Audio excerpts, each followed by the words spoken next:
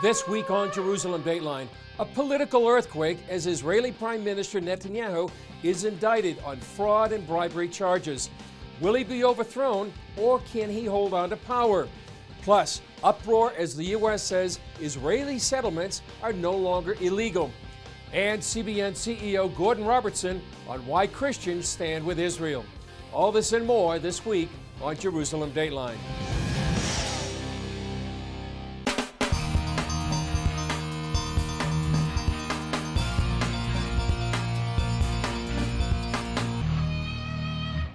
Hello and welcome to this edition of Jerusalem Dateline. I'm Chris Mitchell. For the first time in Israel's history, a sitting prime minister has been indicted. Israel's Attorney General announced 3 separate indictments against Benjamin Netanyahu.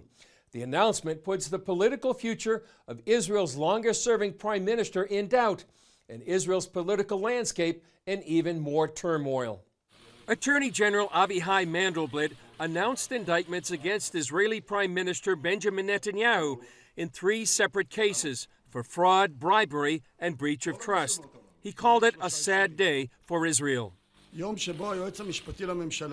A day in which the Attorney General decides to serve an indictment against a seated Prime Minister for serious crimes of corrupt governance is a heavy and sad day for the Israeli public and for me personally. An emotional and defiant Netanyahu defended himself. Tonight, we're witnessing an attempted coup against the Prime Minister, using false accusations and a tainted and biased investigation process. Netanyahu called for a separate commission to investigate the charges and said the investigators were not hunting for the truth, but hunting him. He vowed to remain in office. I won't let the lie win. I will continue to lead the country according to the law, exactly as written. I will continue to lead the country with responsibility, with dedication, and with care for the security and the future of all of us, and for our country, and for democracy, and for the rule of law, and for justice. We need to do one thing. We need at last to investigate the investigators. After the announcement, some Israelis from the right and the left took to the streets. All the attorney and the justice system, they belong to the left. But the left, they anti-democracy. They see that after election after election, they lose, Bibi win the election. So what they make? They make investigation. I'm here because today the Prime Minister of Israel has been indicted for bribery and breach of trust, and he must resign his office today. Tonight. After years of investigations, Netanyahu will have his day in court. Despite the indictments, Netanyahu remains prime minister until the results of his trial, which could take months or even years. If he is convicted, he would have to step down. It comes at a critical time politically for Israel. Both Benny Gantz, the leader of the Blue and White Party, and Netanyahu have been unable to form a government. Now, for the first time in Israel's history, the members of the Knesset will have 21 days to choose a prime minister. If they can't, Israelis will go to the polls in several months. Whatever happens, Israel is facing one of its most uncertain times politically in its history. Just days before the Netanyahu indictment, Secretary of State Mike Pompeo announced that the Trump administration is taking another bold step by reversing the Obama administration's policy on Israeli settlements. After carefully studying all sides of the legal debate, this administration agrees with President Reagan. The establishment of Israeli civilian settlements in the West Bank is not, per se, inconsistent with international law. The surprise U.S. decision to recognize Israeli settlements in the so-called West Bank as legal reverberated in the region. Here's what Israelis and others had to say about the historic decision about land that many Israelis see as part of their biblical inheritance. Israeli Prime Minister Benjamin Netanyahu celebrated the U.S. move by visiting Alon Shvut, a settlement about 15 miles from Jerusalem in the heart of Gush Etzion. The Trump administration fixed a historic wrong, stood by truth and justice. I think it is a great day for the state of Israel and an achievement that will remain for decades. I'm standing here in Gush Etzion, one of Israel's largest settlement blocks, known in the world as the West Bank, but in the Bible it's called Judea, part of Israel's biblical heartland. Judea and Samaria are terms that were used in the Bible. We're talking about actual land that the Jewish people lived in, and the stories of Isaiah and the stories of Jeremiah, these stories happened in these lands. Gush Etzion Regional Council head Shlomo Nieman says while Israelis don't need the world to agree on their biblical right to be here, he's happy with the historic decision. For the number one player in the international arena to add this opinion, that, from our standpoint, is the right opinion, that Jewish settlement in the state of Israel, the land of Israel, in Judea and Samaria, is not against international law. This thing is a revolution. Jews established farming communities here before Israel became a state in 1948, but were driven out during the War of Independence. After the victorious 67 Six-Day War, they returned to rebuild. Today, some 750,000 Israelis live in the region Palestinians want to establish their own state. Not everyone agrees with the new U.S. position. Resolution 2334 states that Israeli settlement activities are a flagrant violation under international law. The land of Palestine, and especially the lands within the 1967 border, is a pure Palestinian land. The occupation of this land is illegal. But if Mayor Oded Revivi believes settlements actually foster peace. President Trump is trying to bring us back to the time of the leaders who understood that the settlements, the Jewish towns and cities in Judea and Samaria, are not the obstacle for peace. They're rather the anchors which can create an example of how Jews and Arabs can live one alongside the other. Shalev Kayam, CFO of the Gush Etzion Regional Council, goes even further. The words of Isaiah of coming back in the vineyards and coming back and the land actually being uplifted is something that we've been waiting for thousands of years, and that's happening in our eyes. It's part of the redemption of the world.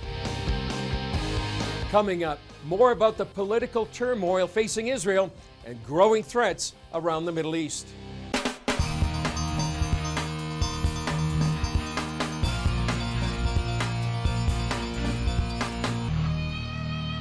From Iran to Syria to Lebanon to Netanyahu's indictment and the political upheaval in Israel, the region seems to be in turmoil. I discussed these issues with CBN senior editor John Wagi and Middle East correspondent Julie Stahl in our studio. John and Julie, great to be with you. John, welcome back to Jerusalem. Great to have you here. Thank you, Chris. You know, we're living in historic times, diplomatically, politically. We may be on the verge of war in the Middle East. And we've just had these indictments against Israeli Prime Minister Benjamin Netanyahu. John, do you see any comparison between what's happening here in Jerusalem and what's happening on Washington, D.C.? Absolutely, Chris. Just having flown in recently, the absolute obsession over impeachment, making it the #1 story by far, and Trump calling it a coup against him, and his supporters firmly believe that. You see the same thing with Benjamin Netanyahu after his indictment. He called it a coup, and his supporters fervently support him in fighting this. Yeah. And you've got the other side, and both the United States and Israel, saying, Our goal is to knock him out. So what's next for Netanyahu? Where does this play out? Well, as I understand it, the next thing is in the next 30 days, Netanyahu has to decide if he's going to waive his immunity as a minister of the Knesset. And typically, if a politician has been indicted, they do this, and that enables them to, fight the case without having to be a Knesset member. Netanyahu has the option of not doing that, of fighting it from his position as prime minister. That could take it to the high court, and that could extend the process longer and beyond the 30 days that we're talking about. Certainly in uncharted waters, and Julie, diplomatically, history was made also this week. Secretary of State Mike Pompeo came out with that announcement that Jewish communities in the so-called West Bank are not illegal. We were out there in Gush Etzion following the prime minister as well. Yeah. How significant was that decision? I think it's very significant because for the U.S., they've changed their policy completely. That really backs up Israel. Now, Israelis, they say, we don't really need somebody else to tell us. We already know that's ours, and that's why we're building there. So for them to have that kind of international backing, that just really changes the whole situation. And we were there right now in what people describe as the biblical heartland with so many things happen in the Bible. And up north on the Golan Heights, Iran shot 4 missiles into that northern part of Israel. How significant is this? Well, this is also very significant. We were talking about how many things happened this week, and any one of these things could have been a headline for the week, but they all happened in the same week. So Iran fired 4 missiles at the Golan Heights. They were all intercepted, no damage, they didn't even change their schedules for the Israelis that next day. But the following day, Israel really struck back Iranian targets, and that's very significant. Some in Israel say, we're the only ones who are really fighting Iran. And that's significant. Yeah, and they have a plan to have maybe 100,000 soldiers inside Syria, air bases, naval bases, all to come against the Jewish state. John, taking a wider picture, like a 30,000 feet view of the whole Middle East, there's so much turmoil in Iran, in Iraq, in Lebanon. What do you think's happening? Yeah, and not to mention all the reporting that you've done and others on Syria. That's right. And the problems there with the withdrawal of U.S. troops. Lebanon has the biggest protest since 2009. From mid-October on, you've had hundreds of thousands in the streets. You've had banks closed. The raising of taxes has been an issue there. Also, anger at Hezbollah. And so you've got an Iran factor there. You look at Iran itself. The demonstrations are as big as they were 10 years ago. Again, 2009. People in the streets furious at the hike in gas prices and other things, and anger at the government. And so in Iraq, we've seen over 300 dead in just the last 3 months. That gets very little coverage in international news. So the region is in foment, without a doubt. Right. Julie, last question to you in just the last few seconds. I've heard somebody say there's a political clock going on in Israel and a security clock. Would you say that maybe with all these threats, Israel might be on the verge of war? We're definitely heading that way. Maybe not in the next few weeks, maybe not in the next few months, but I think also Israel's political uncertainty has really kind of given rise maybe to, around the region, people thinking, it's unstable, it's not secure, so now's the time to attack. Yeah, and certainly a time to be praying for the peace of Jerusalem and all the peoples in this region. Julie, John, great to be with you. John, come back soon. Up next, insights on the situation in northeast Syria from CBN contributor Chuck Holton, who visited Christians there who still speak the language Jesus spoke.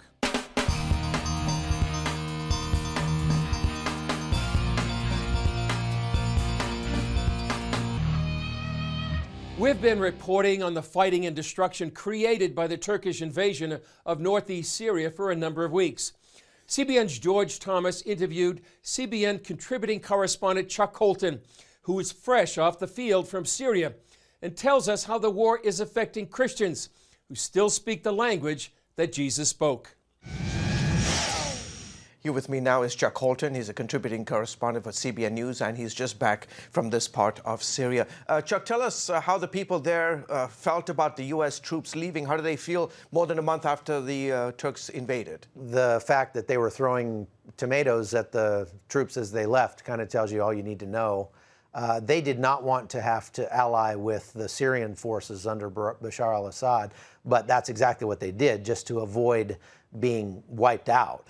And they are still hopeful. I think you'll know that they are very optimistic people, and they're still hopeful that America will sort of turn around and change their mind. And they've been asking us to pray for that. When we ask them, how can we pray for you? They say, please pray that your president changes his mind and sends troops back in here to help us. Why should Americans care about what's happening in northeast Syria? You know, that's a really good question that I get a lot. And what my answer to that is this. A threat to freedom anywhere is a threat to freedom everywhere. And there's a moral component to this. If we sit back and, I don't know about you, but if you sit back and watch people being absolutely murdered, raped, their houses destroyed, and you have the ability to do something about it and you don't, well, you're not a hero, and you're, in my opinion, you'd only be half a man. So if we have the ability to do something about that, we should. And it's actually not very costly for us to have some troops in there. It's not very costly for us to put, I think long term it's very good for our country to put pressure on Erdogan to not be allowing his forces to murder people in that area. So it's good for America. It's good for our foreign policy. We should stand by the people we've made commitments to. In those areas, there are Muslims, Christians, Yazidis, Arabs, and other ethnic groups. Talk specifically about how the war is affecting Christians in that area. We talked to some Christians who had been pushed out of Serikania. That's that town along the Turkish border that the Turkish military surrounded and just pounded into dust. Once the Turkish military took that town, we got everybody out, and I was there for that.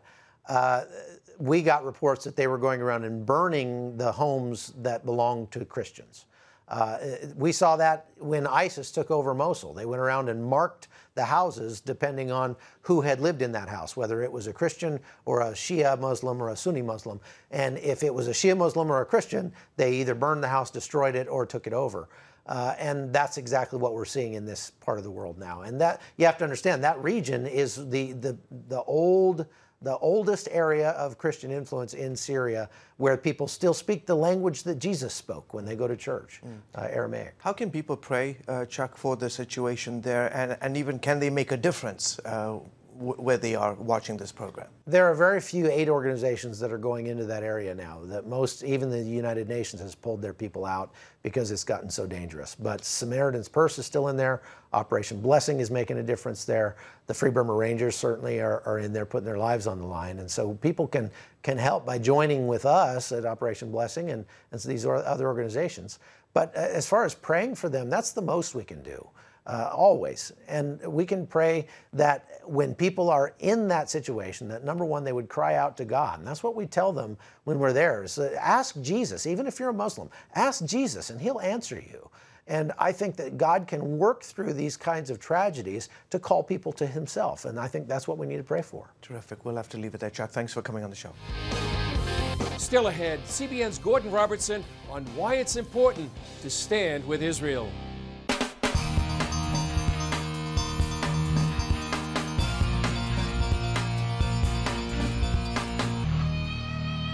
CBN CEO Gordon Robertson delivered a videotaped greeting at the recent Jerusalem Post diplomatic conference.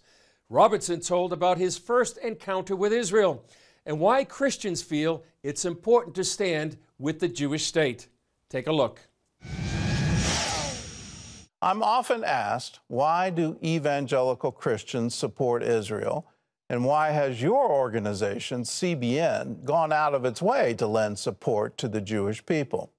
Well, the answer is both very personal and then very practical. The personal goes back to 1969, when I went on a trip to Israel with my father. I was just 11 years old, and we came into Israel. I came to Jerusalem. I went to the Western Wall, and I saw things that I'd never seen before. I saw men dancing with Torah scrolls, the joy on their faces, the exuberance of being able to pray at the Western Wall for the first time. The prayers of generations next year in Jerusalem had become the reality of this year in Jerusalem. Well, for me, this was a profound spiritual experience. And like most spiritual experiences, it's difficult to describe. In life, there are things that have to be lived in order to be understood. Well, I wanted my children to share this experience, so we observe a Christian bar mitzvah in my family. When each of my children turned 12, I took them to Israel to be baptized in the Jordan River, and then we would go to the Western Wall to pray. Well, on the trip with my son Patrick, as we were leaving the Western Wall, he turned to me and said, "Dad, I can't explain it, but I feel like I'm home." For my family, the tie with Israel is deep, it's spiritual, and it's generational. For evangelical Christians, their support for Israel is also personal. For us, Israel is proof that God stands by his covenant to perform it. The survival of the Jewish people is a miracle, and the return of the Jewish people to the land and to the language is a fulfillment of prophecy that the whole world can see. Israel is a light to the nations and a blessing to all the people of the world. Well, on the practical side, there are some very practical reasons for support. Israel is a marvelous source of innovation and invention. In technology, in medicine, in agriculture, and in water, Israel is a world leader, and the world looks to Israel for solutions to the many problems of our time. Israel is an island of democracy, freedom of conscience, freedom of religion, in the midst of a sea of dictators and violence and jihad. No other country in the region is standing with the Christians being massacred in Syria and Iraq. No other country in the region is raising their voice and lending their support to help Christians facing the most extreme forms of persecution. Well, those are the practical reasons. Christians believe that God now has a tremendous plan for Israel, and we are privileged to be in a generation that is allowed to see his plan unfold. You are a light to the nations, and our message to you is shine on, be as bright as you can be. We pray for your peace, and we pray for the peace of Jerusalem, and we will always stand with you. Gordon Robertson's personal reflection on why it is so important to stand with Israel is a reflection of his father's long-standing commitment that CBN will stand with the Jewish people. Well, that's all for this edition. Thanks for joining us. Remember, you can follow us on Facebook, Twitter, Instagram, and YouTube. And please remember to pray for the people of Northeast Syria and all the peoples in this region. I'm Chris Mitchell. We'll see you next time on Jerusalem Dateline.